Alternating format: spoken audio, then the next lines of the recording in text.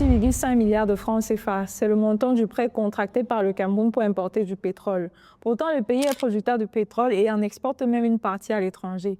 Mais pourquoi ce paradoxe? On t'explique. Ce 11 mai 2026, le président de la République a signé un décret autorisant un accord de 193 millions d'euros, soit 126,5 milliards de francs CFA avec l'ITFC, filiale de la Banque islamique de développement. Le mécanisme utilisait un financement islamique dit Mourabara, c'est-à-dire que l'institution achète les produits pétroliers et les revend à l'État avec une marge sans intérêt au sens bancaire classique afin de financer les prochaines importations de produits pétroliers de la Sonara. Et ce n'est pas la première fois. En 2022, la même banque avait déjà prêté 54,8 milliards de francs CFA à la Sonara pour le même motif.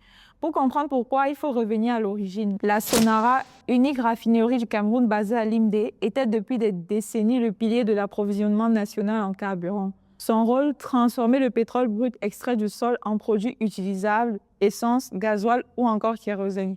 En mai 2019, un incendie dévastateur la met hors service et depuis, le Cameroun n'a plus aucune capacité de raffinage sur son propre territoire. Pourtant, en 2025, l'exportation de pétrole brut représentait encore 22,9% des recettes d'exportation du pays.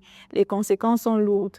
Dépendance totale aux importations, pression sur les réserves de change et une facture directement exposée aux fluctuations des marchés mondiaux. En 2024, le pays a dépensé 974 milliards de francs CFA pour ses importations. En 2025, la facture est descendue à 788,4 milliards de francs CFA.